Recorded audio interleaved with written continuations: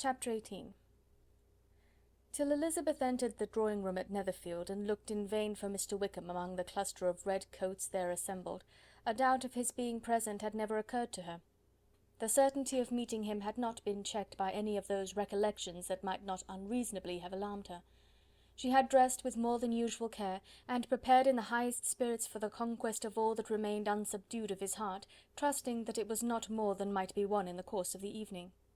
But in an instant arose the dreadful suspicion of his being purposely omitted for Mr. Darcy's pleasure in the Bingleys' invitation to the officers; and though this was not exactly the case, the absolute fact of his absence was pronounced by his friend Denny, to whom Lydia eagerly applied, and who told them that Wickham had been obliged to go to town on business the day before, and was not yet returned; adding with a significant smile, "I do not imagine his business would have called him away just now, if he had not wanted to avoid a certain gentleman here." This part of his intelligence, though unheard by Lydia, was caught by Elizabeth, and as it assured her that Darcy was not less answerable for Wickham's absence than if her first surmise had been just, every feeling of displeasure against the former was so sharpened by immediate disappointment, that she could hardly reply with tolerable civility to the polite inquiries which he directly afterwards approached to make. Attendance, forbearance, patience with Darcy, was injury to Wickham. She was resolved against any sort of conversation with him, and turned away with a degree of ill humour which she could not wholly surmount even in speaking to Mr. Bingley, whose blind partiality provoked her. But Elizabeth was not formed for ill humour, and though every prospect of her own was destroyed for the evening, it could not dwell long on her spirits, and having told all her griefs to Charlotte Lucas, whom she had not seen for a week, she was soon able to make a voluntary transition to the oddities of her cousin, and to point him out to her particular notice. The first two dances, however, brought a return of distress. They were dances of mortification. Mr. Collins, awkward and solemn, apologizing instead of attending, and often moving wrong without being aware of it, gave her all the shame and misery which a disagreeable partner for a couple of dances can give. The moment of her release from him was ecstasy. She danced next with an officer, and had the refreshment of talking of Wickham, and of hearing that he was universally liked. When those dances were over, she returned to Charlotte Lucas, and was in conversation with her when she found herself suddenly addressed by Mr. Darcy, who took her so much by surprise in his application for her hand, that, without knowing what she did, she accepted him. He walked away again immediately, and she was left to fret over her own want of presence of mind. Charlotte tried to console her. "I dare say you will find him very agreeable." "Heaven forbid! That would be the greatest misfortune of all. To find a man agreeable whom one is determined to hate! Do not wish me such an evil."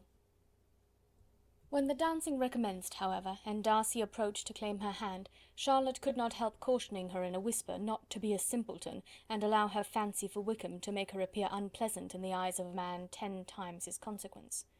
Elizabeth made no answer, and took her place in the set, amazed at the dignity to which she was arrived in being allowed to stand opposite Mr. Darcy, and reading in her neighbours' looks their equal amazement in beholding it.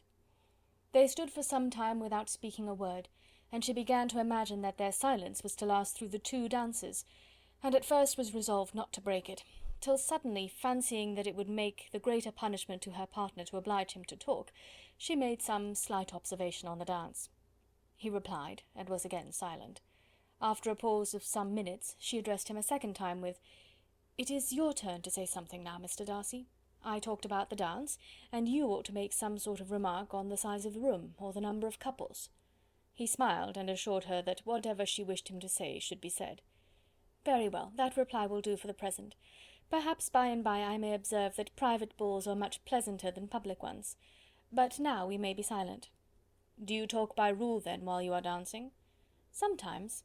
One must speak a little, you know. It would look odd to be entirely silent for half an hour together, and yet for the advantage of some, conversation ought to be so arranged as that they might have the trouble of saying as little as possible." "Are you consulting your own feelings in the present case, or do you imagine that you are gratifying mine?" "Both," replied Elizabeth archly, "for I have always seen a great similarity in the turn of our minds. We are each of an unsocial, taciturn disposition, unwilling to speak unless we expect to say something that will amaze the whole room, and be handed down to posterity with all the eclat of a proverb." "This is no very striking resemblance of your own character, I am sure," said he. "How near it may be to mine, I cannot pretend to say. You think it a faithful portrait, undoubtedly." "I must not decide on my own performance." He made no answer, and they were again silent till they had gone down the dance, when he asked her if she and her sisters did not very often walk to Meryton. She answered in the affirmative, and, unable to resist the temptation, added, "When you met us there the other day, we had just been forming a new acquaintance." The effect was immediate. A deeper shade of hauteur overspread his features, but he said not a word, and Elizabeth, though blaming herself for her own weakness, could not go on. At length Darcy spoke, and in a constrained manner said, "Mr. Wickham is blessed with such happy manners as may ensure his making friends. Whether he may be equally capable of retaining them is less certain." "He has been so unlucky as to lose your friendship," replied Elizabeth with emphasis, "and in a manner which he is likely to suffer from all his life." Darcy made no answer, and seemed desirous of changing the subject. At that moment Sir William Lucas appeared close to them, meaning to pass through the set to the other side of the room, but on perceiving Mr. Darcy, he stopped with a bow of superior courtesy to compliment him on his dancing and his partner. "I have been most highly gratified indeed, my dear sir. Such very superior dancing is not often seen. It is evident that you belong to the first circles. Allow me to say, however, that your fair partner does not disgrace you, and that I must hope to have this pleasure often repeated, especially when a certain desirable event, my dear Eliza," glancing at her sister in Bingley, "shall take place. What congratulations will then flow in! I appeal to Mr. Darcy. But let me not interrupt you, sir. You will not thank me for detaining you from the bewitching converse of that young lady, whose bright eyes are also upbraiding me." The latter part of this address was scarcely heard by Darcy, but Sir William's allusion to his friend seemed to strike him forcibly, and his eyes were directed with a very serious expression towards Bingley and Jane, who were dancing together. Recovering himself, however, shortly, he turned to his partner and said, "Sir William's interruption has made me forget what we were talking of." "I do not think we were speaking at all. Sir William could not have interrupted two people in the room who had less to say for themselves. We have tried 2 or 3 subjects already without success, and what we are to talk of next I cannot imagine." "What think you of books?" said he, smiling. "Books? Oh no! I am sure we never read the same, or not with the same feelings." "I am sorry you think so, but if that be the case, there can at least be no want of subject. We may compare our different opinions." "No, I cannot talk of books in a ballroom. My head is always full of something else." "The present always occupies you in such scenes, does it?" said he, with a look of doubt.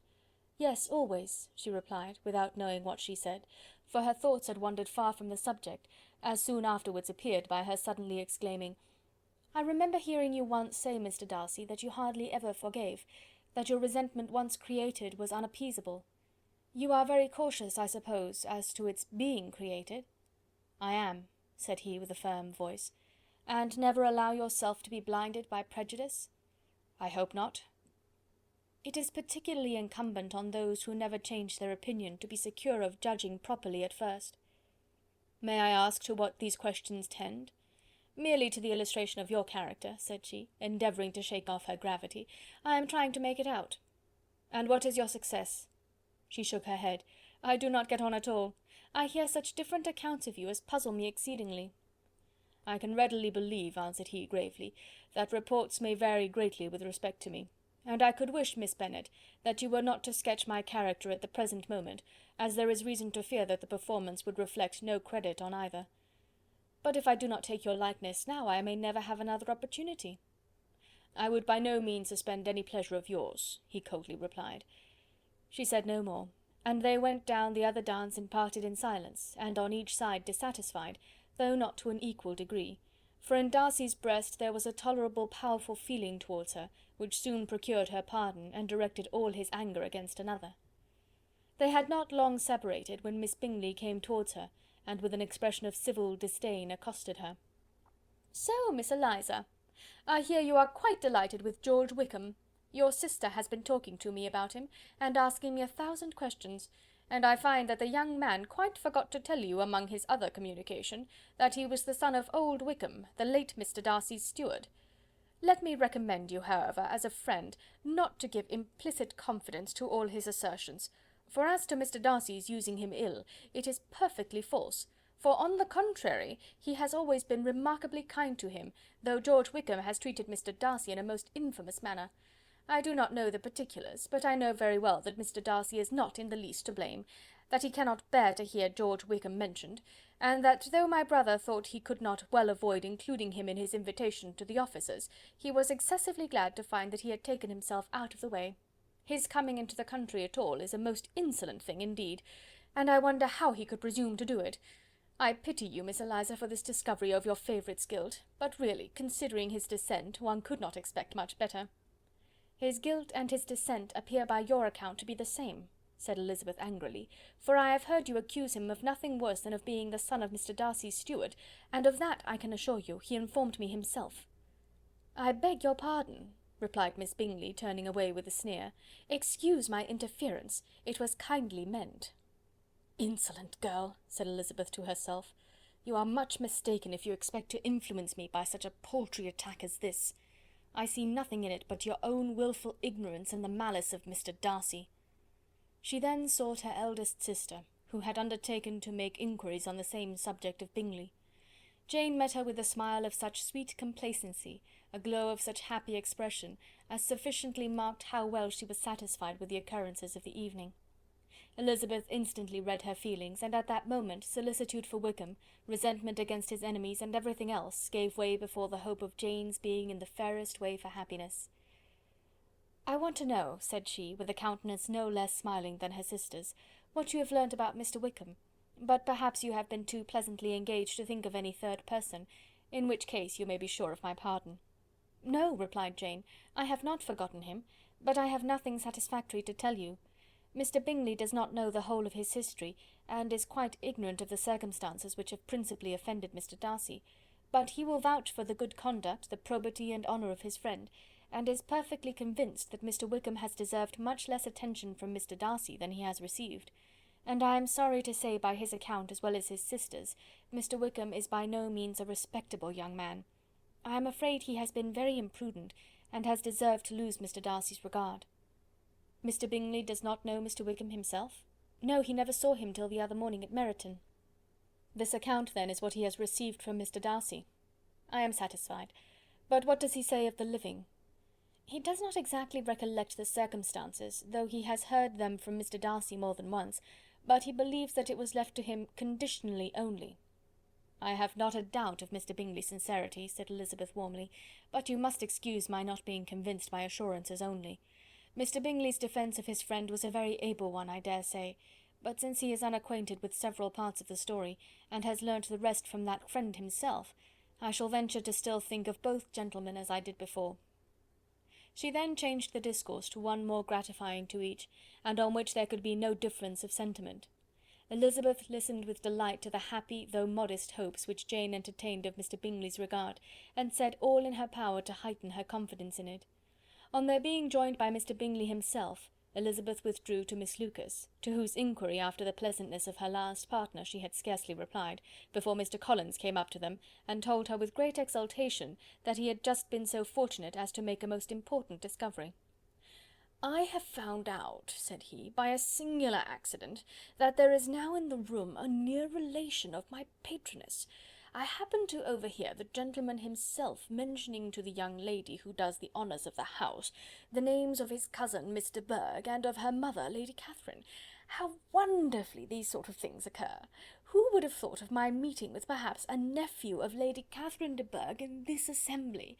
I am most thankful that the discovery is made in time for me to pay my respects to him, which I am now going to do, and trust he will excuse my not having done it before. My total ignorance of the connection must plead my apology." "You are not going to introduce yourself to Mr. Darcy?" "Indeed I am. I shall entreat his pardon for not having done it earlier. I believe him to be Lady Catherine's nephew. It will be in my power to assure him that her ladyship was quite well yesterday se'nnight." Elizabeth tried hard to dissuade him from such a scheme, assuring him that Mr. Darcy would consider his addressing him without introduction as an impertinent freedom, rather than a compliment to his aunt, that it was not in the least necessary there should be any notice on either side, and that if it were, it must belong to Mr. Darcy, the superior in consequence, to begin the acquaintance.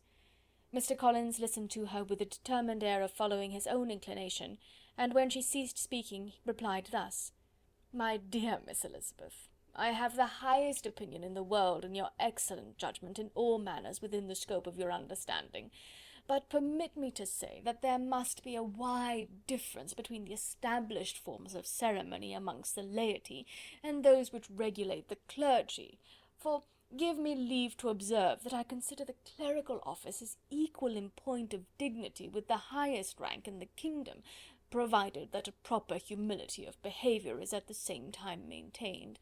You must therefore allow me to follow the dictates of my conscience on this occasion, which leads me to perform what I look on as a point of duty. Pardon me for neglecting to profit by your advice, which on every other subject shall be my constant guide, though in the case before us I consider myself more fitted by education and habitual study to decide on what is right than a young lady like yourself." And with a low bow he left her to attack Mr. Darcy, whose reception of his advances she eagerly watched, and whose astonishment at being so addressed was very evident.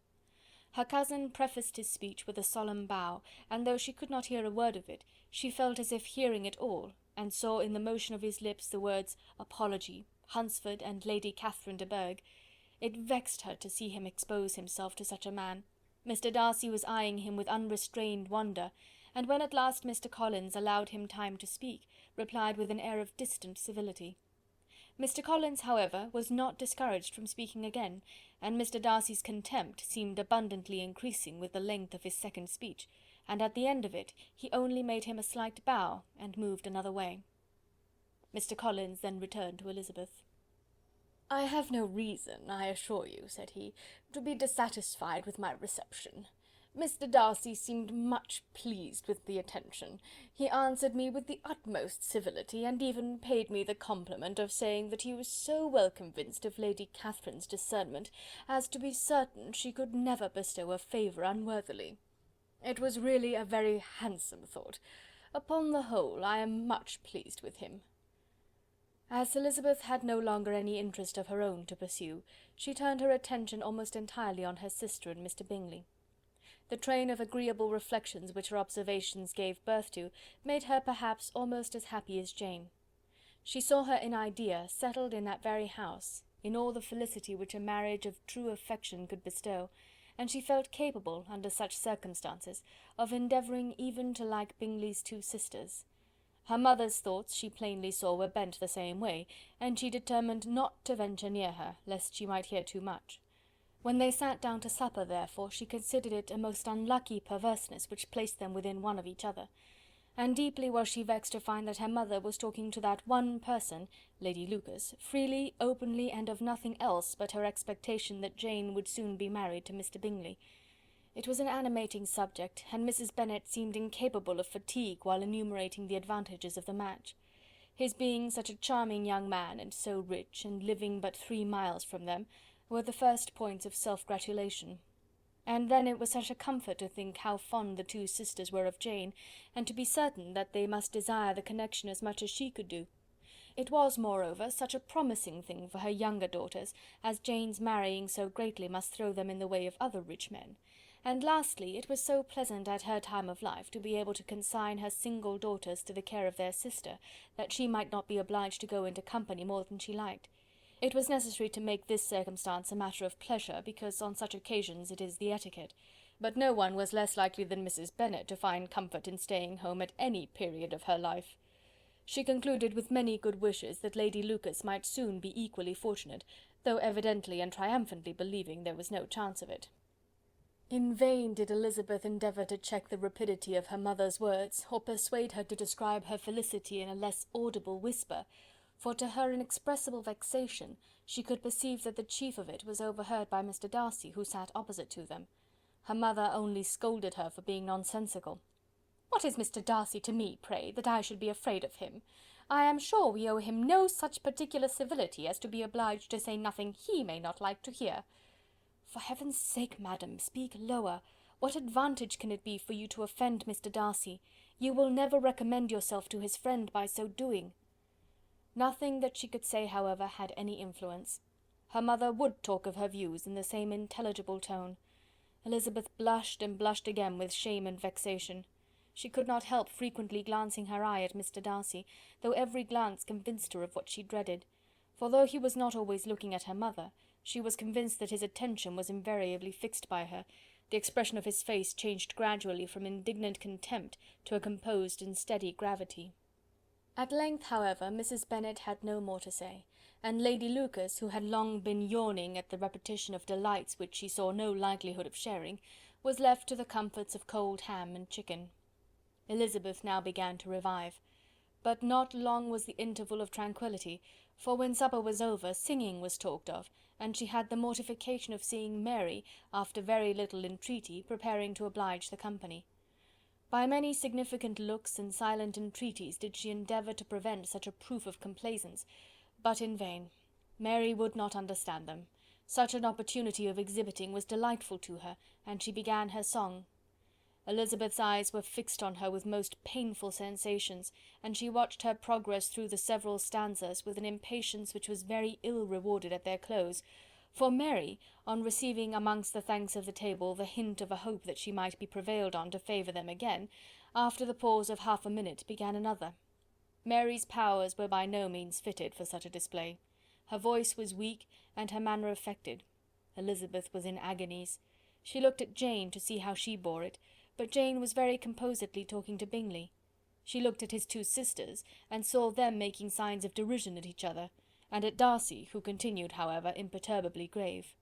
She looked at her father to entreat his interference, lest Mary should be singing all night. He took the hint, and when Mary had finished her second song, said aloud, "That will do extremely well, child. You have delighted us long enough. Let the other young ladies have time to exhibit." Mary, though pretending not to hear, was somewhat disconcerted, and Elizabeth, sorry for her, and sorry for her father's speech, was afraid her anxiety had done no good. Others of the party were now applied to. "If I," said Mr. Collins, "were so fortunate as to be able to sing, I should have great pleasure, I am sure, in obliging the company with an air, for I consider music as a very innocent diversion, and perfectly compatible with the profession of a clergyman. I do not mean, however, to assert that we can be justified in devoting too much of our time to music, for there are certainly other things to be attended to. The rector of a parish has much to do. In the first place, he must make such an agreement for tithes as may be beneficial to himself, and not offensive to his patron. He must write his own sermons, and the time that remains will not be too much for his parish duties, and the care and improvement of his dwelling, which he cannot be excused from making as comfortable as possible. And I do not think it of light importance that he should have attentive and conciliatory manner towards everybody, especially towards those to whom he owes his preferment. I cannot acquit him of that duty, nor could I think well of the man who should omit an occasion of testifying his respect towards anybody connected with the family." And with a bow to Mr. Darcy he concluded his speech, which had been spoken so loud as to be heard by half the room. Many stared, many smiled, but no one looked more amused than Mr. Bennet himself, while his wife seriously commended Mr. Collins for having spoken so sensibly, and observed in a half whisper to Lady Lucas that he was a remarkably clever, good kind of young man. To Elizabeth it appeared that, had her family made an agreement to expose themselves as much as they could during the evening, it would have been impossible for them to play their parts with more spirit or finer success, and happy did she think it for Bingley and her sister that some of the exhibition had escaped his notice, and that his feelings were not of a sort to be much distressed by the folly which he must have witnessed. That his two sisters and Mr. Darcy, however, should have such an opportunity of ridiculing her relations was bad enough, and she could not determine whether the silent contempt of the gentlemen or the insolent smiles of the ladies were more intolerable. The rest of the evening brought her little amusement. She was teased by Mr. Collins, who continued most perseveringly by her side, and though he could not prevail on her to dance with him again, put it out of her power to dance with others. In vain did she entreat him to stand up with somebody else, and offered to introduce him to any young lady in the room. He assured her that as to dancing he was perfectly indifferent to it, that his chief object was by delicate attentions to recommend himself to her, and that he should therefore make a point of remaining close to her the whole evening. There was no arguing upon such a project. She owed her greatest relief to her friend Miss Lucas, who often joined them, and good-naturedly engaged Mr. Collins' conversation to herself. She was at least free from the offence of Mr. Darcy's further notice. Though often standing within a very short distance of her, quite disengaged, he never came near enough to speak. She felt it to be the probable consequence of her allusions to Mr. Wickham, and rejoiced in it. The Longbourn party were the last of all the company to depart, and by a manoeuvre of Mrs. Bennet had to wait for their carriage a quarter of an hour after everybody else was gone, which gave them time to see how heartily they were wished away by some of the family. Mrs. Hurst and her sister scarcely opened their mouths, except to complain of fatigue, and were evidently impatient to have the house to themselves. They repulsed every attempt of Mrs. Bennet at conversation, and by so doing threw a languor over the whole party, which was very little relieved by the long speeches of Mr. Collins, who was complimenting Mr. Bingley and his sisters on the elegance of their entertainment, and the hospitality and politeness which had marked their behaviour to their guests. Darcy said nothing at all. Mr. Bennet, in equal silence, was enjoying the scene. Mr. Bingley and Jane were standing together, a little detached from the rest, and talked only to each other. Elizabeth preserved as steady a silence as either Mrs. Hurst or Miss Bingley, and even Lydia was too much fatigued to utter more than the occasional exclamation of "Lord, how tired I am!" accompanied by a violent yawn. When at length they arose to take leave, Mrs. Bennet was most pressingly civil in her hope of seeing the whole family soon at Longbourn, and addressed herself especially to Mr. Bingley, to assure him how happy he would make them by eating a family dinner with them at any time, without the ceremony of a formal invitation. Bingley was all grateful pleasure, and he readily engaged for taking the earliest opportunity of waiting on her, after his return from London, whither he was obliged to go the next day for a short time. Mrs. Bennet was perfectly satisfied, and quitted the house under the delightful persuasion that, allowing for the necessary preparations of settlements, new carriages, and wedding clothes, she should undoubtedly see her daughter settled at Netherfield in the course of 3 or 4 months. Of having another daughter married to Mr. Collins, she thought with equal certainty, and with considerable though not equal pleasure. Elizabeth was the least dear to her of all her children, and though the man and the match were quite good enough for her, the worth of each was eclipsed by Mr. Bingley and Netherfield. Chapter 18.